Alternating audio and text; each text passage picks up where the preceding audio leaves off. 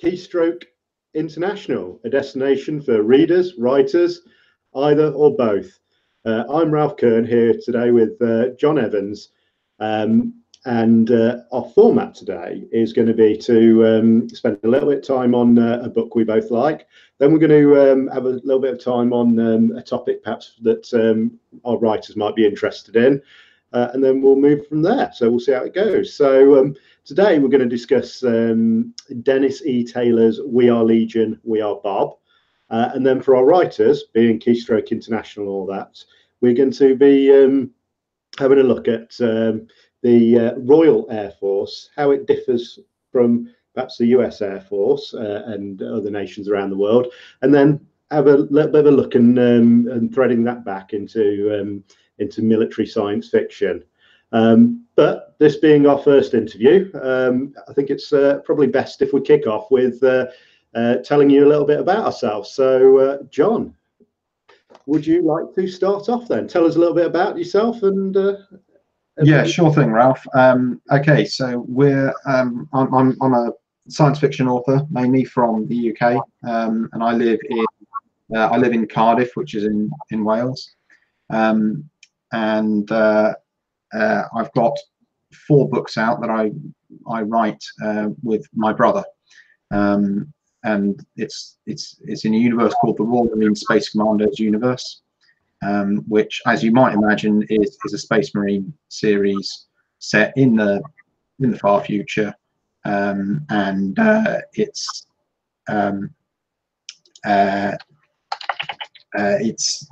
it follows the Space Marine attempting to secure a colony world that's come under an alien invasion. I've also got a fantasy book out, but that series is on hold until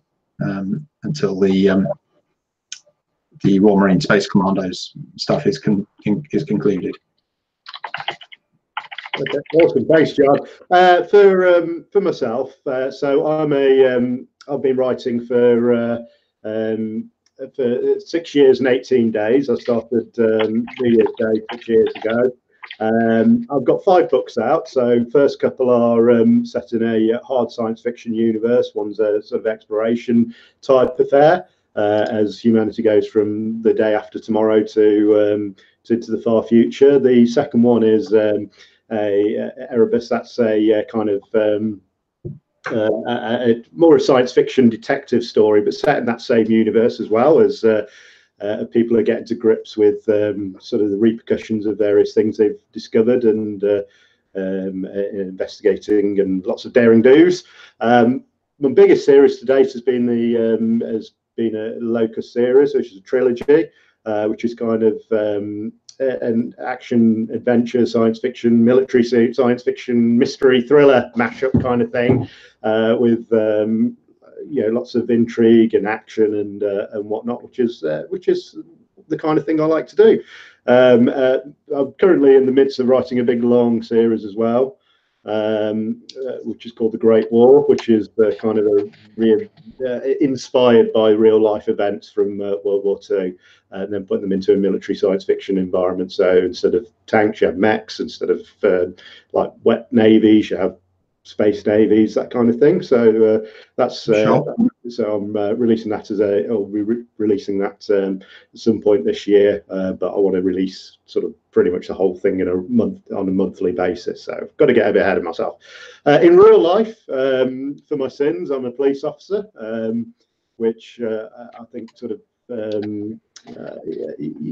gives me some idea of sort of conflicts and what they're really like, and hopefully, although I'd let the audience, obviously, or the readers judge that, is that hopefully will translate through into my writing as well.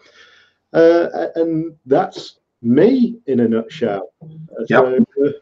So I hope you'll enjoy having us as our hosts. This will be a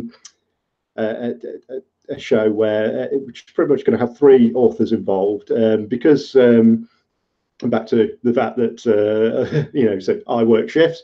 We'll rotate around those 3 authors so that we can provide that content on a regular basis.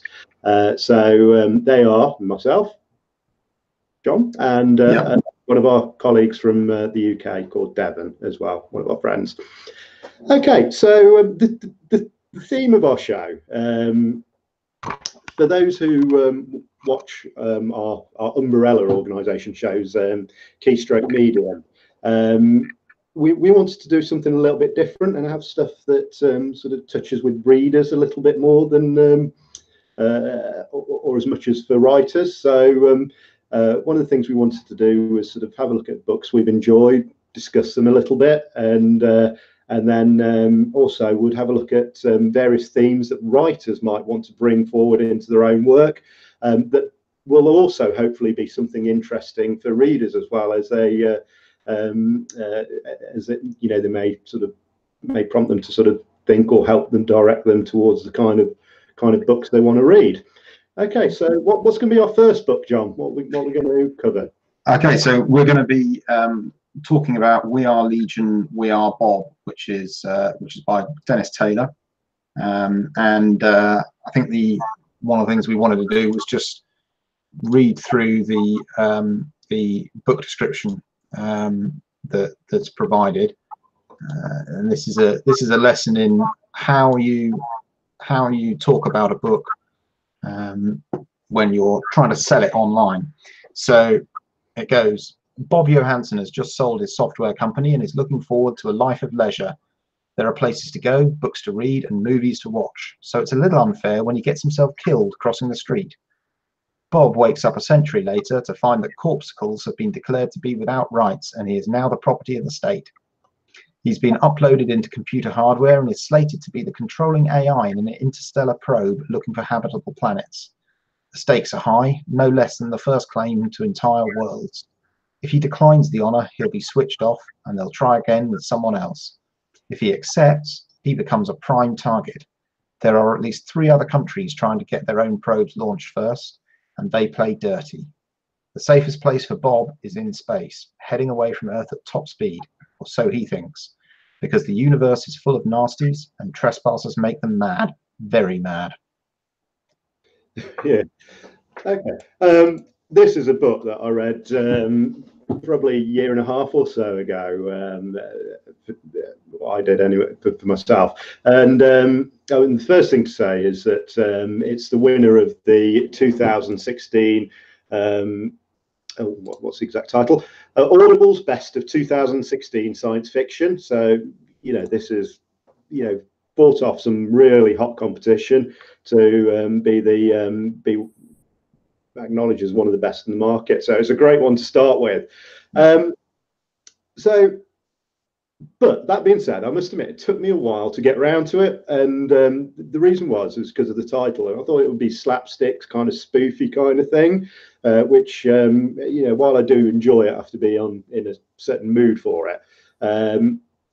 So imagine my surprise when I eventually got around to starting it. And what I found was that yes, it's a humorous book. It's a very witty book in places. But most of all, it's intelligent, it's entertaining, it's fun. But also for those who like the hard, or certainly the semi-hard science fiction, I think it's genuinely an important book as far as science fiction goes, because it takes a theme and runs with it in a different way, but also realistic way as well. So what were your thoughts initially on the book then, John? Well, I had, I think, much the same attitude to you as it happens, that I was I'd heard of it. I'd heard people saying how good the book was, and I added it to my wish list. But it took me a little while to get around to actually listening to it. And I listen to it on Audible. I do a lot of my reading of fiction is actually listening to books on Audible these days. And the performance on this one is fantastic, by the way. It's you know, generally speaking, the audiobooks I listen to are very well performed, but obviously I check the samples before I listen to them to make sure I'm going to be able to get on with the narrator's voice and so on. What struck me about this one when I actually started listening to it was that Bob starts his life in the story, at least he starts as he is turning up at a science fiction convention because he's a massive geek, and he's just sold his company, and he and all his colleagues, they're getting a massive financial payout, and they're going from having grown this company into good business to becoming wealthy. So his life is basically perfect, and he's turning up as a rich man to celebrate with his friends who are also fellow geeks at a science fiction convention, like Comic-Con or sort of, it's along those lines. And then, of course, he gets, as the book description tells you, it's not a massive spoiler, but please be aware we will have spoilers in this review. We'll probably try and keep it to a minimum, but we are going to have to talk about the book to an extent. So, traditionally with Keystroke Medium, what we do is we tell the spoiler, and then we say we're getting the spoiler. So yeah. you get the break out and forget what you heard for the previous bit. But there's bound to be something we're going to mention that will reveal something. So if you want the fullest experience, go and listen, and then listen or read at least the first book, and then come back and see what we've said about it. And subscribe before you do that. So one of the things that got me was that Bob is like he's a smarter version of me. Me and almost all my friends are geeks of one form or another, and we're exactly the sorts of people who would go to science fiction conventions. Hopefully not the people who would get run over, just run across the road. But it's a nice setup, and it allows Dennis Taylor to build common ground with his readers throughout the rest of the trilogy as it stands at the moment. There might be a fourth book coming from something I read earlier, but at the moment there's just the first three. So the character of Bob is crucial in ways that you would not expect from a normal protagonist, and his references, his viewpoint on the world is informed by geek culture, by the science fiction the character is familiar with and that he likes. So it's basically set in a near future version of our world. So there's a lot of familiar things going on, and that he's thinking and talking about before we get into the fairly hard sci-fi elements of the book. Yeah, I mean, that's one of the things I really liked about it, you touched on it, is that because I so readily identify with the character, as you say, it's you, it's me, he's an everyman, he exists in our time or thereabouts. He's a billionaire or whatever he is, but he's very recently come into that money. He hasn't become acclimatized to it, and then just gets run over. The fact that like one of his splurges when he got loads of money was to invest in some company which would preserve his head if he died, in the hope that sort of at some point in the future he would get he could get rebuilt. That's the crucial point. He's not just a really bright guy who's become a billionaire, but one of his first indulgences is to invest in a cryogenic backup policy, so that they will freeze his body. His mates, of course, think he's nuts and it's a waste of money, but he says, well, why not? I should back myself up. I mean, then maybe I can survive if something bad happens to me. Of course, nothing will, but yeah, he's got so much money, hasn't he, that he's buying stuff like that on a whim. But then obviously that's sort of the first few pages. So as I say, we'll try and avoid spoilers, but that's sort of like the first few pages. Then the next thing he does is or the next time we kind of visit Bob, he's woken up and he's not entirely sure what's going on, but he probably because he's a geek, it sort of makes him sort of quite able to acclimatize to the situation. or perhaps more so than many people, because he's already well versed on science fiction, and he demonstrates that through many times, even up to this point. So he very rapidly figures out what's going on, and basically he's in a computer, and the only thing he has control over is a web camera.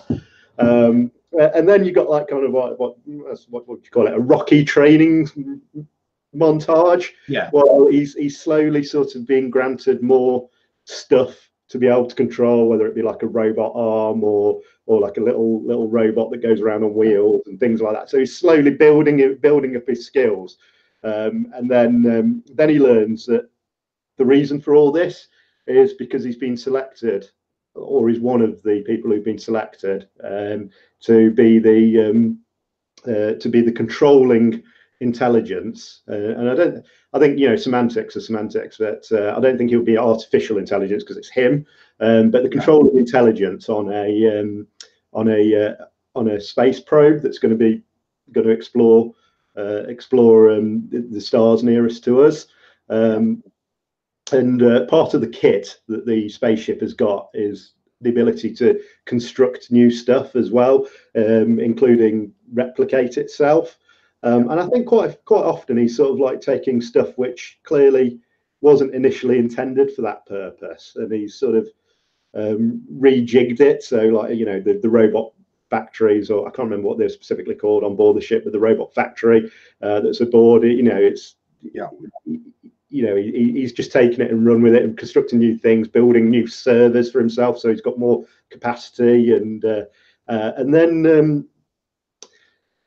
I suppose there's 2 points. One I want to duck into is that one of the things that sort of kind of not concerned me, because that's too strong a word. One of the things that I wondered about was, would he be a relatable character? As we said, sort of emotionally and mentally, yes.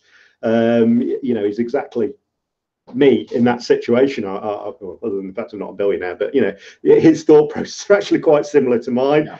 And he's actually, one of the other things is he's quite witty as well. So like his observations about what he's seeing, what he's doing, he's got kind of like both a dry sense of humor, but also a geeky sense of humor as well, which definitely, there's a couple of laugh out loud moments and as you're reading it, but quite often you're reading it with a like kind of bit of a wry grin on your face. But yeah, one of the things I worried about is would I engage with a character who's basically a computer program on a spaceship? And one of the ways that the author gets around this is that it's the same concern that's shared by Bob as well. So what he does is he creates an artificial environment for himself. I think he plays around with numerous different ones, ranging from like the bridge of a starship to a luxury hotel, I think, at one point, and all those kind of things. So he does still have that kind of physical presence, albeit in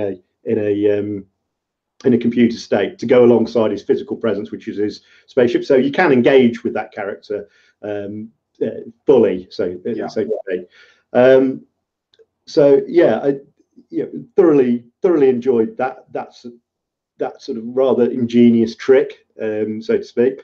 But again, like touching back on his capabilities to build stuff, as he is building stuff, he learns he can copy himself as well. He starts, because things happen. He basically, I suppose it starts off in wanting company more than anything else, doesn't it? So, and the only company he can get is copying himself. So, yes. And again, there's some important background to that in the Rocky montage training system, where the people running the shop. By the way, there's a whole environmental pressure reason that they're sending these probes out, and it's in competition with other countries who are aggressive as well. But there's conflict having been going on, and I've got a feeling Bob has been dead for quite a while at the point that they put him in the machine. Yeah, it is. So society has completely moved on, and in his society he'd have just been woken up again if they could, but in their society he's property of the state. So one of the things he has to do is retain his own freedom. But there's actually a whole bunch of them at the start, and Bob is one who retains his sanity, which is a significant problem. And that's why he's got a sense of humor. He has to be a person with a sense of humor and the ability to, you know, cope with it. Other people have, you know, they've tried to create joint artificial computer intelligences based on people's brains, and some of them don't go well at all. So Bob is he's the astronaut who makes it through training and is going to be suitable for a long voyage in space, effectively on his own. But once he gets out there, he has to look after himself, and he has to look after himself physically by improving his ship and finding resources. And his job is to explore and identify habitable planets. That's his mission task. Initial mission, isn't it? Because it goes well beyond that once he once he does. And part of the charm of the book, or the appeal of the book for me, is that you never quite know what's around the corner, what he's going to discover next. There's several storylines running in parallel, which again are really ably managed by the fact that because he essentially clones himself, you know, you've got Bob going different directions with different things. Now, a real nice trick the author uses every time he clones himself, the cloning process, and I'm talking about software cloning, and then he installs it into another spaceship that he builds, is imperfect. Each one has a slightly different personality, distinctive enough that you can recognize the differences. And obviously him being, and we've mentioned it numerous times, Bob being a geek, what he does is he gives the newly formed clones the ability to name themselves anything but Bob, and they start naming themselves after science fiction or culture staples. So for example, you've got one called Riker, you've got one called Homer. There's numerous other ones that sort of follow that kind of theme of naming themselves after recognizable names. So it does become distinctive that you've got different people going in different ways. So again, we'll fight. Not part of the appeal of the book for me is you never know what's around the corner, what he's going to discover next. But there's several storylines running in parallel. As mentioned, you've got the competition with the other probes that were sent out, which are also controlled by AIs. Some of them may not be as sane as Bob. Yes, definitely not. Who weren't able to sort of cope with what they've found. Then you've got discovering new life forms, new phenomena, and then you know, going on to sort of like even bigger and greater discoveries as the trilogy goes on. And that's you know, that's appeal. Another thing that I found refreshing as a military science fiction author, as you know, I do love a good tale of broadsides, boarding actions, all that kind of thing. But I found it really refreshing to have a story which didn't revolve around that, but still thrilling in its own way, and absolutely drew you along. And that change in itself, you know, sort of probably bumped it massively up in the ratings for me, because I mean, I really love those sort of exploration style stories. And yes, while there's conflict,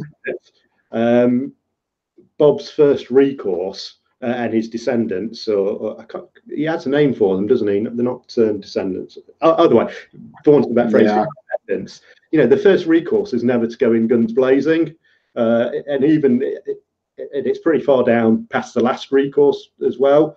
And you know, I think that's both somewhat realistic and again, sort of like refreshing. He'll try and talk his way out of trouble, or problem solve his way out of trouble without having to kill anyone. Although, you know, as things happen, he does find himself engaged in some conflicts. But you know, he takes every step, you know, extraordinary steps to try and get himself out of them first. For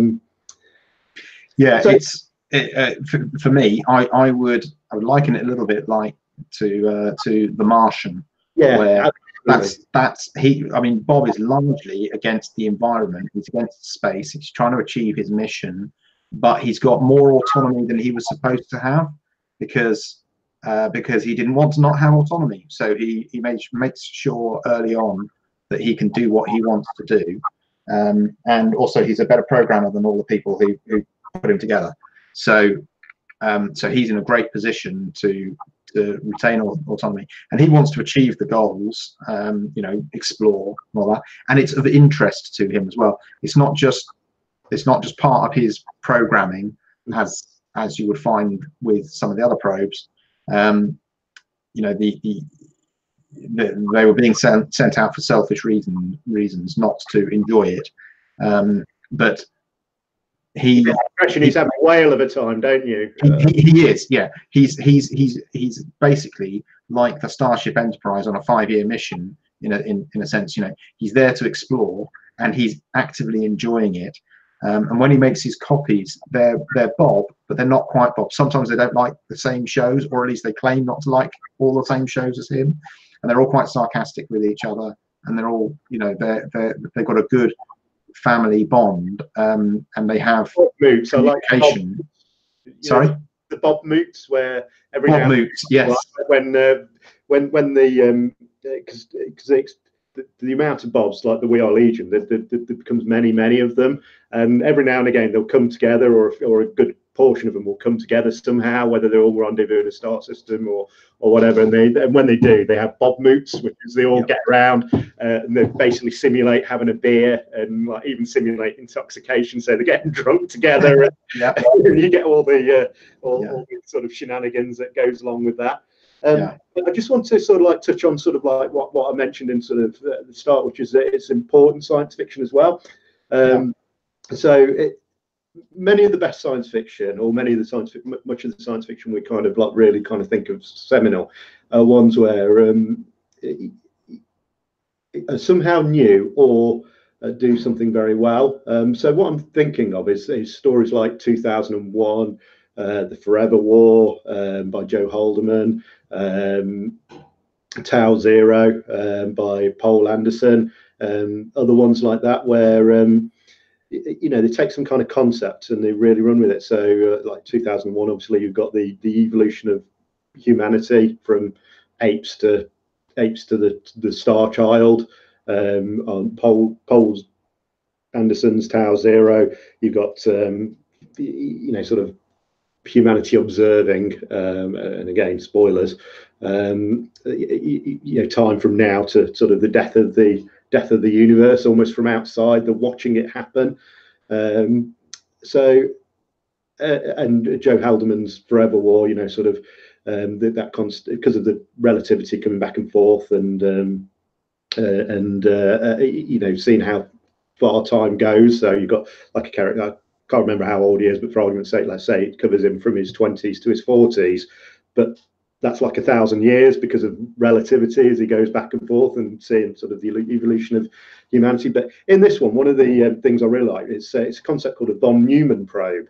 Now, what a von Neumann probe is essentially, it's traditionally it's sort of just a simple robot that goes out into space, designed to explore Alpha Centauri. Once it gets to Alpha Centauri, what it does, it's got the facilities to construct more of itself, and then it will spread out other probes to search other nearby stars, each one which have the facility to recreate themselves and spread out. And the idea is that they would sort of explore the galaxy, which is what we have in We Are Legion, We Are Bob. Bob is a von Neumann probe. He's recreating himself and he's exploring and he's testing new things. Now, normally in books, von Neumann probes, or in stories, von Neumann probes are some kind of antagonistic faction. They're normally the baddies, if they're mentioned at all. I suppose the like a classic example would be, I forget the author, but the series name is Berserkers, where humanity finds itself at war with like kind of a robot race of von Neumann probes. Alistair Reynolds, he has well, you know, the von Neumann probes essentially destroyed the universe in his, because they go wildly out of control recreating, and eventually take over all mass in the galaxy, because they've converted it all into more of themselves. And even ones like we suppose you allude to them, or more alluded to, but the Mass Effect computer games, the Reapers, I suppose, certain element, they can be thought of as von Neumann probes, albeit they have a Yeah, it's kind of a more of a specific purpose for their existence than mere exploration. But it's a trope of its own, the self-replicating, resource-consuming robotic thing. It's not always a von Neumann probe, but von Neumann probes are the ones that were started with completely benign intentions, and then something's gone wrong. It's come in the 90s, isn't it? I mean, you don't really see it much anymore, but things like there's a lot of stories back in the 90s about sort of like the nano apocalypse. Yeah, where you got some like nano device that just turns everything into grey goo or whatever, which is not a dissimilar concept to sort of like a wildly out of control von Neumann probe. But anyway, just to sort of wrap this segment of the show up, I've read it. Is there any sort of comment you want to make on the narration style? I mean, it was last year that I went through the whole thing, and I really enjoyed it. The characterization is good, and bearing in mind this guy has to the narrator, he has to isn't it? Yeah, it is. Yeah, he has to present you with Bob several times over, and successfully talk about them, because there's different viewpoints. It's not all from the viewpoint of Bob Prime. It's from the viewpoint of each of the Bobs in their own. If one is in one solar system and one is in another, then you'll get different viewpoints. And there are the major ones where you're following their viewpoint, and then there are the secondary Bob characters who you see turn up in the other one's viewpoints, but aren't a viewpoint focus themselves. And they've all got their own thing going on. They're doing different things. Some of them are doing, creating technology.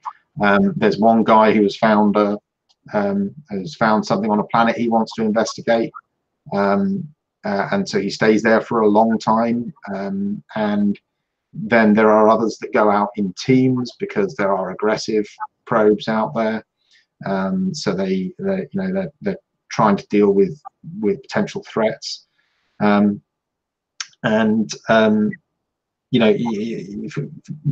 narrator has to characterize that, and it's unusual because usually characters are looking to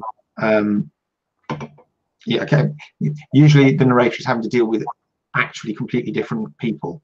So it would be men, women, and they'd all be unique characters, and the author will probably make quite a lot of effort into to differentiate the voices of those characters.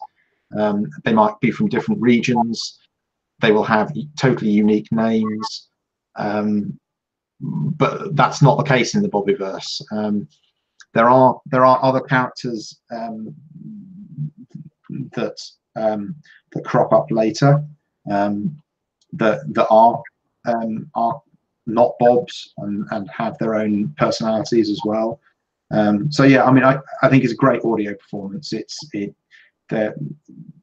Sometimes you will come across an audio performance where it's fine, but it doesn't stand out from other books you've listened to. But this one is particularly good, I think.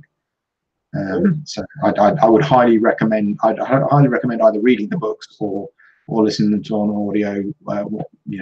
Depending on your personal preference. Okay, awesome. All right. The next thing we wanted to touch on is sort of like the writers segment of the show, but hopefully sort of still keep it interesting for the readers as well. Now, as we say, we're Keystroke International, and normally when we look at sort of military science fiction, the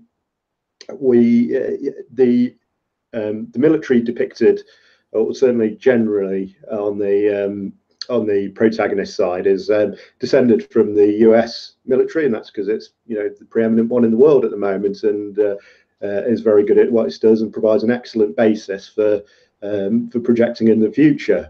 But we also want to have a look at what other things operate in the world today, what other militaries operate in the world today, and whether there is any opportunities to maybe provide something a little bit unique to to your book that that still have some basis in reality.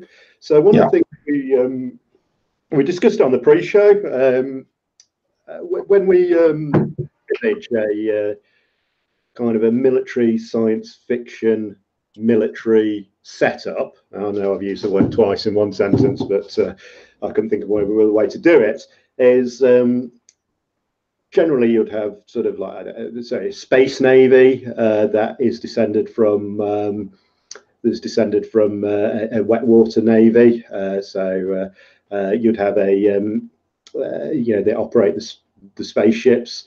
You'd have a you perhaps have, normally that's sort of contained in one, and that's enough.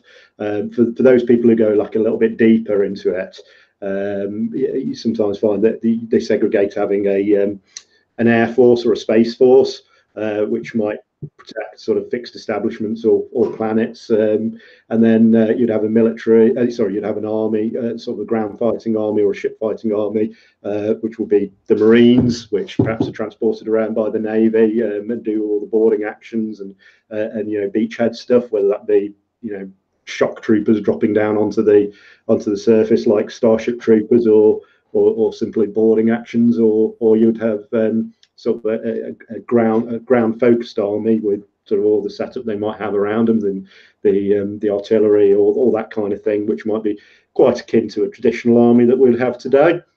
And they would all serve sort of different and unique purposes. But the one we wanted to sort of hone in on, because it's probably got the starkest contrast between the US and the UK, is the Air Force.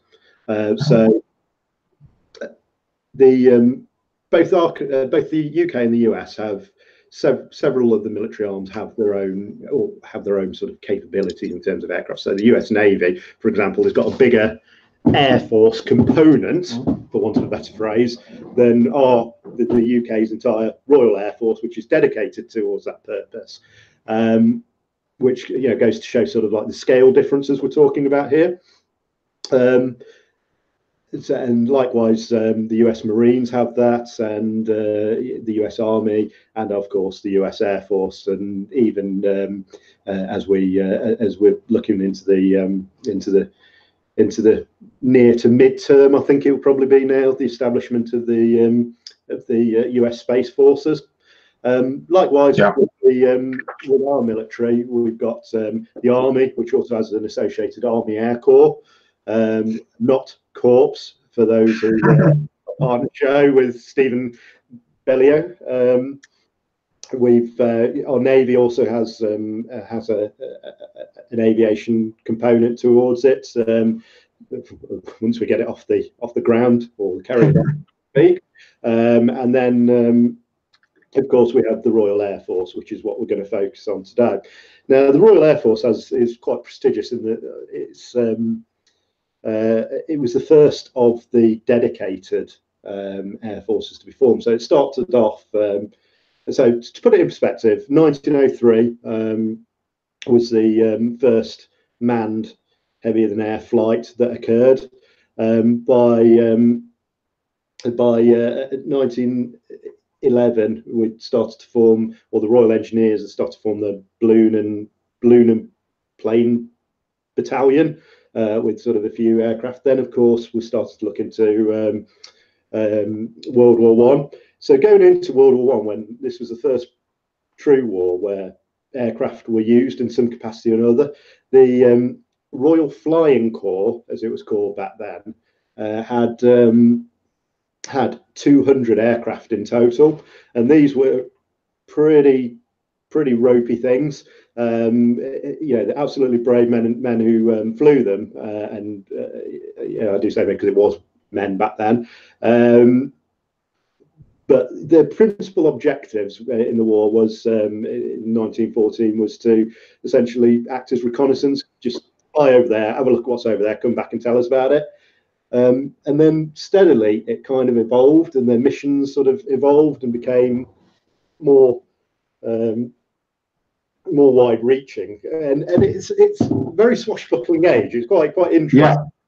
How it kind of evolved, because a lot of these were sort of like hobbyists who got drawn into the war, or even sort of noblemen, and especially on the German side, it was principally noblemen who were the initial tranche of flies. People like the Red Baron, who was actually a baron. Yes, yeah, an actual real figure, not just something you've seen made up in a film. And they really did. As the war progressed, they moved into the early stages of dogfighting and developed. Because as we discussed earlier, you think of you think of the imagery of them using a machine gun that was maybe shooting through the propellers or whatever, but it didn't start like that. It started with well, I'll let you fill that in, Ralph. How did it start? Well, basically, you'd have the pilots taking pistols up with them and taking shots at the enemy aircraft, and then in terms of bombing, they'll take hand grenades up with them and just drop them over the enemy. They also darts, which were basically like big sort of, I mean, hard to describe, but they're big war darts, as have actually been used, for hundreds of years. But they try and drop these darts on each other to I think to damage the aircraft more than in an attempt to hit the other person.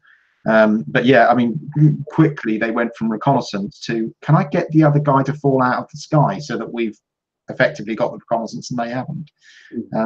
And then of course they had they had to try and make technological solutions to have machine guns that could shoot but wouldn't shoot your own propellers, because they were mounted right behind the propellers, because the wings would have been not strong enough to mount a machine gun. It took some time to get to that. And then of course they had tail gunners as well, who equally had to not shoot their own tail off the aircraft, because that's bad if you're flying a plane. So it quickly got quite aggressive, and I think it was right at the end of World War II or World War One. Sorry, the actual RAF was formed, wasn't it? It moved from the old. Was when the old thing that had existed for like 3 or 4 years or whatever it was. Michael transitioned into the RAF, which essentially took a lot of the estates of the Navy to turn them into. So to put it into perspective, when the Brits went into World War One, we had 200 aircraft, 200. By the end of World War One, we had 22,000, which goes to show how the sheer scale of World War One, which I think no one should ever underestimate the sheer number of people involved in it, and the scales of people and technology upsurge that occurred. But yeah, 22,000 aircraft from 200 in 4 years is bonkers when you put it into perspective. That I remember, like when I was at university, I studied aerospace technology at university, was that one of my lecturers was a former Air Force engineer who in 1984 went to RAF Coningsby, I think it was, he said, which is a RAF station, with the intention of setting it up for what was known as the EF 2000 prototypes in 1986. So like EF 2000, which became the Eurofighter Typhoon, which when did it go operational? I can't even remember when it was. I'm not sure, but it was 2007. There you go. That's how long it took them. Yeah, when they were initially looking at like in the 1980s, starting to get them online. So when you compare those kind of timescales to sort of what they were looking at in World War One, it's unbelievable. Yeah, absolutely. I mean, modern defence procurement for everything from a rifle to an aircraft carrier takes an awful lot longer than you might think. Yeah. But it took us almost 100 years to do the Channel Tunnel. So yeah. So we've got we've got a very quick snapshot of sort of like the evolution of the Royal Air Force. Now, as mentioned, they took over a lot of naval establishments, Navy bases. And as such, they kind of adopted the Navy rank structure, albeit it's changed a bit. So for those in the know, there's the NATO codes, which you were looking at, John, if you want to just give like a very brief overview of what they are and why they exist. Well, basically, when you're operating in an allied force, what you need to be able to do is know who is in command and who is your senior officer. And while many of the Western armies have basically the same rank structure, it's never exactly the same. The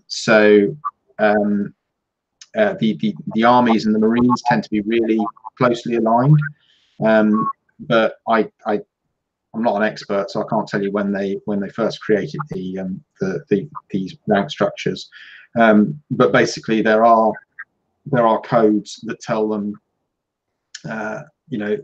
this is commissioned officer rank 1, rank 2, rank 3, and every force has its structure lined up with that. So, for instance, the OF1 class will start with, in the United States Air Force, it will be a second lieutenant. This is after they've been an officer cadet. In the RAF, that would be a pilot officer. So that's a newly commissioned officer. If you were looking at the US Marines or the Royal Marines in the UK, that would be a second lieutenant. So they can see that they've got rank equivalency there, and know who outranks who, because there are obviously going to be situations where, I mean, not only do you have to look at, are you supposed to be saluting a senior officer, but you also need to know, this person will be in charge in the chain of command. And then in the RAF, from pilot officer, you go to flying officer as the next rank, and that's exactly the same as going from second lieutenant to first lieutenant, which you'll find that the Army and the Marines both used. But I think one of the distinguishing features of the RAF is that they use quite different. They use quite different, and in a way, much more descriptive names for most of their ranks. I'll let you carry on. Right? Should we go through all the ranks and just? I mean, you've done 2 of them. There's only 4 more to go. So next in the RAF, you'll find you'll have a flight lieutenant. So you first probably true command position. We're obviously talking about officers as well, and this holds true across the enlisted ranks, which, if anything, can be even more different and probably worth an episode in itself, because enlisteds are obviously the backbones of the military. But if we just keep it focused for the time being, so you got your flight lieutenants, which is equivalent of your captains and your army captains and your marine captains, but not your navy captains, which is something different. Then you'd go from your flight lieutenant to squadron leader. So this is where you're starting to move up in the ranks. You start to get a true command position, and you're probably stepping away from the kind of operational stuff that you probably joined for. The consistent flying of aircraft. You're less doing the doing, and you're more enabling the doers to do the doing, if that makes sense. Then you start to move into your true command position. So from squadron leader, you look at getting your wing commander, where you get more aircraft or bases or size of base under your command, and then you'd get to group captain, which is equivalent to a navy captain, if that makes sense. So your wing commander is equivalent to a navy commander or a army/marine lieutenant colonel, or lieutenant colonel, as it would be over the seas, and then your group captain will be equivalent to a full bird colonel, or your navy captain. Just to touch on the navy briefly, a rank is different from a captain appointment. So a captain of a ship might be as junior in rank as potentially, I think we tend to be lieutenant commanders, which are about the most junior ranks we have commanding our ships. But it can go lower, especially as you start to get smaller patrol vessels. You might find you have a lieutenant or lieutenant in charge of a relatively small vessel. But once you get to the bigger ones, you'll start to, obviously they carry along more seniority, or more important ones. what I say, strategically important ones. So whereas, say, I don't know, a ballistic nuclear missile submarine, actually relatively, the commanding officer of that submarine may have less people working for him directly, he or she directly, than perhaps a destroyer captain who would be a commander or thereabouts. They'll be the submarine captain will probably be a full captain because they've got responsibility for their nuclear warheads. So it's a very senior position because they've got a very important role, which you need to really lend some weight and experience to. So cycling it back to our sort of writers discussion, what we're doing is sort of more feeding, I suppose, the a thought process for writers to consider. You can look at different rank structures and how they align with each other, and that might add a little bit of weight and depth to your book. The other thing I wanted to touch on with the RAF versus the US Air Force and the other aviation arms of various militaries is that especially around the Cold War era, probably up to the Gulf War era, when NATO was sort of very much the power block or military power block opposed to the Warsaw Pact forces. The NATO country, or the countries aligned to NATO, sort of said, well, okay, it's quite expensive to field a military that can comprehensively do everything. Now, because we're individual countries, we want to competently be able to do everything. The US Air Force, especially, has capacity to do everything that a military will want to do, as can ours, albeit at a much smaller scale. But what they said, or what they decided essentially, was to carve up what each individual nation would specialise in. So in sort of like the Cold War era, I believe one of our principal roles that the RAF took on was low level attack. This is sort of like your close ground support, that kind of thing, like probably before your real precision guided missiles and bombs came in. So that was the flying under 200 feet and taking on enemy low, whereas the Americans sort of took on the especially with their strategic air command, the sort of high level bombing and strategic bombing roles. That's not to be said that either couldn't do the other's role. We had more medium bombers than heavy bombers, so we could do that. We just couldn't do it as well as the Americans, and therefore we decided not to invest as much in it because we knew at that point the chances of us getting into conflict with the Americans was pretty low. And likewise, the Americans said, right, okay, we'll have that capacity. We'll get our A-10 Warthogs and stuff like that. We'll be able to do it. But if in a war, if we get into a war, you guys handle that side of things, and that made for force synergy. And without, don't want to get into sort of any kind of political commentary, but that was one of the values of NATO in the Cold War. And food for thought about like looking forward into the future. That being said, like nowadays with miniaturization and computer technology, that's become more of a training thing than a physical thing. Yeah. So our low-level attack aircraft used to be Buccaneers. Our interceptors, our close-range interceptors, which we were also good at, were Lightnings. Now we tend to invest in multi-role aircraft, which can do everything, and then it's more about the training that goes along with a particular squadron, which dictates what they tend to be good at and what tends to be their area of specialisation.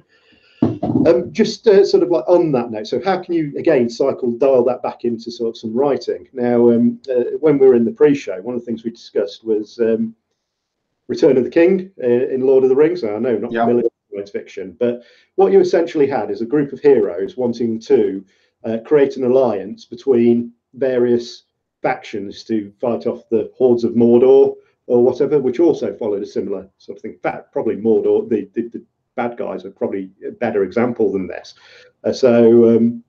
So the bad guys, let's use the bad guys instead. So sorry, I know I'm off. I'm doing completely contrary to what we initially said, but as it occurred to me, it's probably better. So I'm taking the movie Return of the King here, by the way. So what you had is, it looked like you had the Uruk-hai, who were your sort of like heavy infantry. You had the Orcs, who were your sort of light infantry, which both came from different races and therefore came into an alliance. You had those guys riding the massive elephants, who were also sort of from a different race. So they'd each formed like an alliance, or they'd formed an alliance with each other, I should say, and essentially said, right, you're going to do this, you're going to do this, and you're going to do this. And that might provide some opportunity both for conflict and to add a little bit of depth and weight to world building. Yeah, I mean, if you're looking to create a science fiction military universe, because you intend your story to center around, military conflict, what you're looking to do is create something that people will find engaging and plausible enough that they can suspend their disbelief and enjoy the story without being thrown out because it doesn't feel like it could be a realistic military situation. It's fine to have faster than light travel, but you can't then have allied forces that don't ever work together in any kind of intelligent fashion.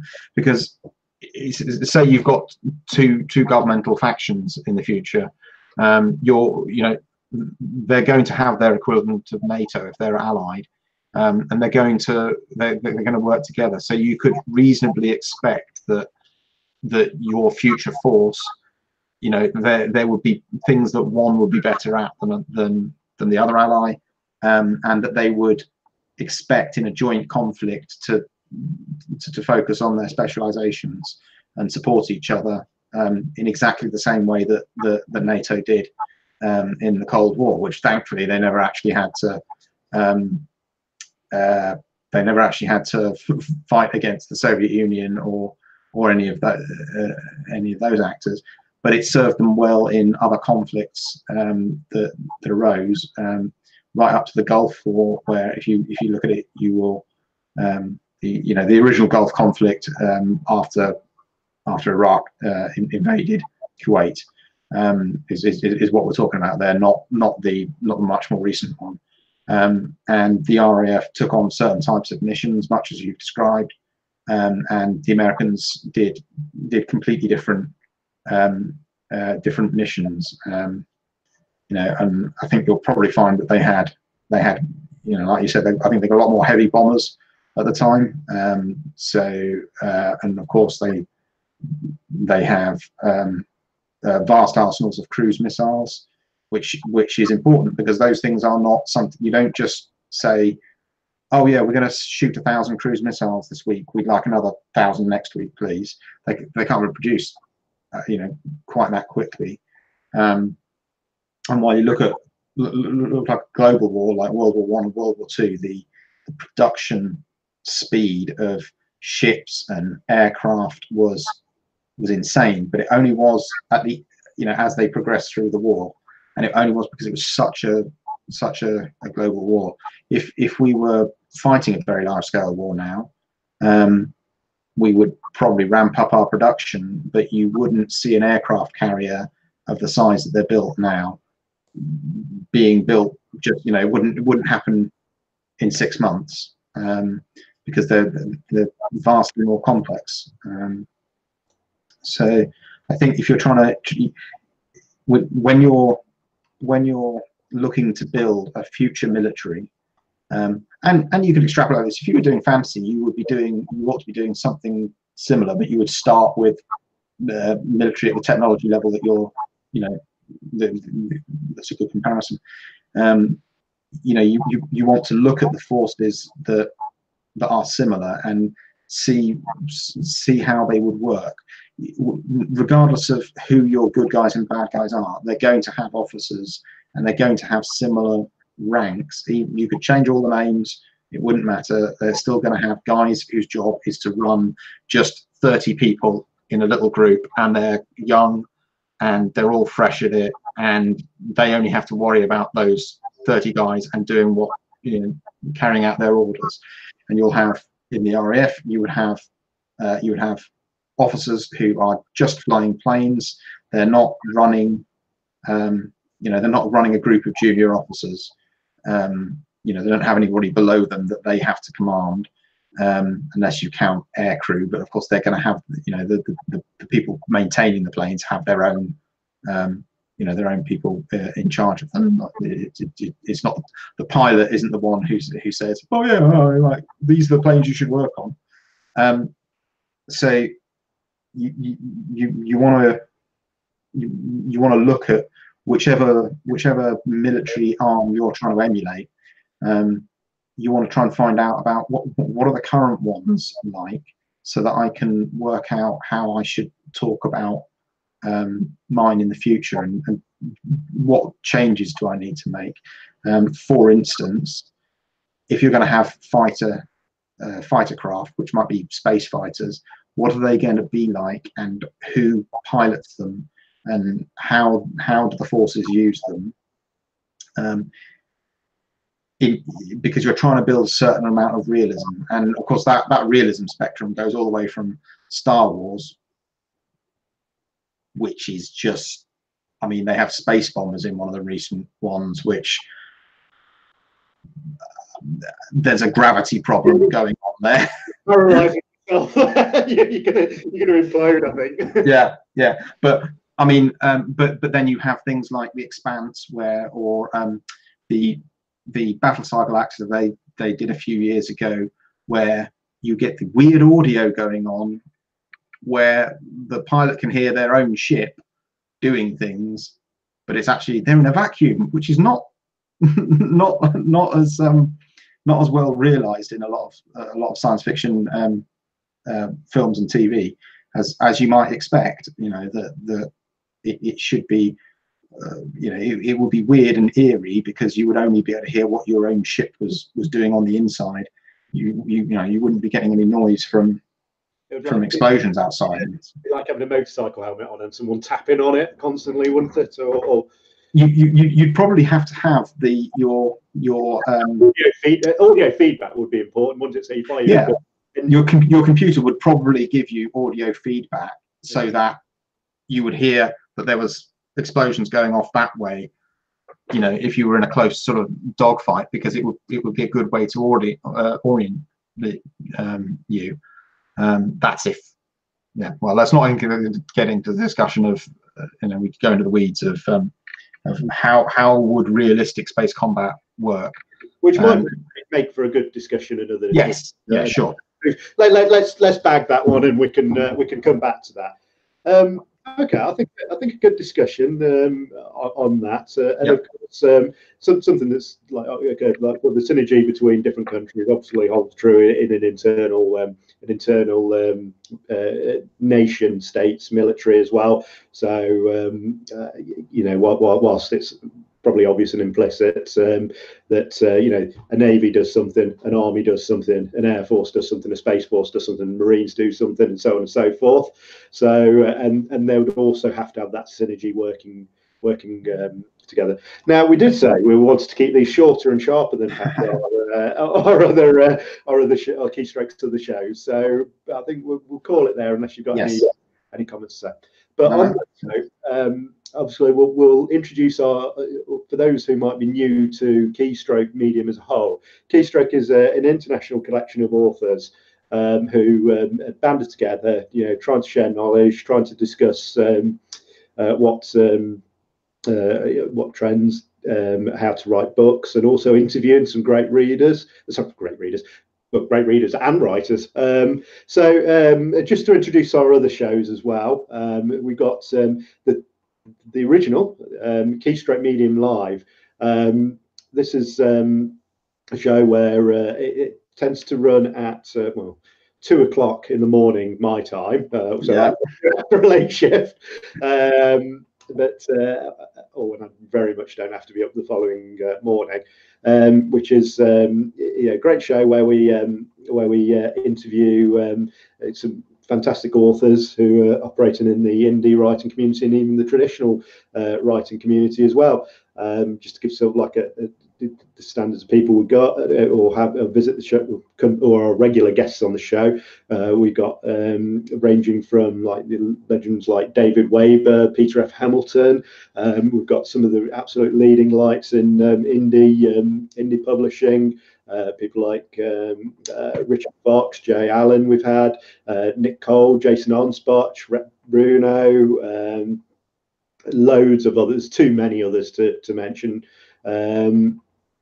We've got a whole back catalogue of authors who you've probably read their stuff, and I'd urge you to go back and have a look at their interviews. And then also we've got what's called the Writer's Journey as well, which is essentially is a real kind of focused breakdown on how all the steps that go into writing a book and really getting into the weeds and the nitty-gritty about that. And that's a really fascinating show, and they have lots of great guests on there who I wouldn't go so far as to say they're trade secrets or anything like that. They're not, but they really give some excellent tools that those authors have used to produce some of those great books. And also the hosts are super organised, far more organised than oh yeah, or from the Keystroke Medium Live, Josh. Yeah. And that is a live show as well. The Writer's Journey is a live show, so you can follow those two live shows, and you can get in there on the chat and ask questions if you want. Doesn't mean they'll be answered, but they will try and answer questions on those shows, and you potentially ask a question of one of the authors that you're following, or if you are an author and you want to learn about specific aspects of craft. And I think that's the thing about the Writer's Journey is it's kind of a craft show really about how to write. So really interesting for a reader to find out how authors go about constructing the stories, from short stories to novels and so on, but also a great resource for writers of all stripes, not just people writing science fiction. And this show we're going to try and reach out to a lot of readers, provide content that will be interesting. We've got a number of topics that we want to be doing, but we'll mostly be recording these shows in advance. But we will, if we do any live shows, we'll announce those as far in advance as we can. And that's not to be said that obviously if people want to still engage with us, then use the comment section, and we will engage via that medium as well. Absolutely. So, if we get things wrong, because bear in mind that when we're doing some of the analysis of especially stuff that writers may want to consider, we're of course going to get it wrong, and we need to learn as well. But if you put that in the comments, that'll be something that everyone will be able to learn as well. So at the same time, and anything drastically wrong, we'll obviously we will announce it on following shows. Just to sort of set the record straight. And okay, I think we're going to wrap it up here, John. So okay. Okay. Do you want to say goodbye, or shall I say goodbye? You say goodbye. I did the intro. You go. Great. I've got a wingy goodbye now. So thank you very much for listening. We hope you'll subscribe to the channel and come back for future episodes. We'll try and get up some information about what the next episode will be about. But you can expect to hear on Keystroke Medium International. You can expect to hear not book reviews, but we'll have discussions about books that we've enjoyed. So we're not gonna be talking about books that we're not interested in doing a heavy critique of a book and saying we really didn't like this. We'll be talking to you about books that we think that we particularly enjoyed and we found particularly interesting. and you can take those as recommendations from us as books that we, if you've got similar tastes to us, and you probably do if you're listening to this show, then you'll probably enjoy. But we've got a whole bunch of other things that we'll be doing. We'll be talking about a lot of a lot more topics, not just the RAF, but we're also a British-based show. That's part of the purpose of this show, is to have us based in another time zone. So it gives us an opportunity to more easily talk to people in the UK. So we may do some interviews of people based here, and if we do live shows, it'll obviously be based on sensible UK times. So yeah, just watch out for that. US times. Well, yeah, well, we'll see. I mean, I can't claim that I'm going to sleep at same times, but it'll be dependent on what we can manage. So I hope you enjoy the show. I hope you got something out of it, and we'd love to hear your comments. And if you've got anything you want to hear about, then do let us know, because we'll be queuing up ideas for future shows. So I think that's it, really. Have you anything to add, Ralph? No, just other than just say thank you, and it's good night from me, and it's good night from him. All right. Yeah. All right. Okay. Cheers.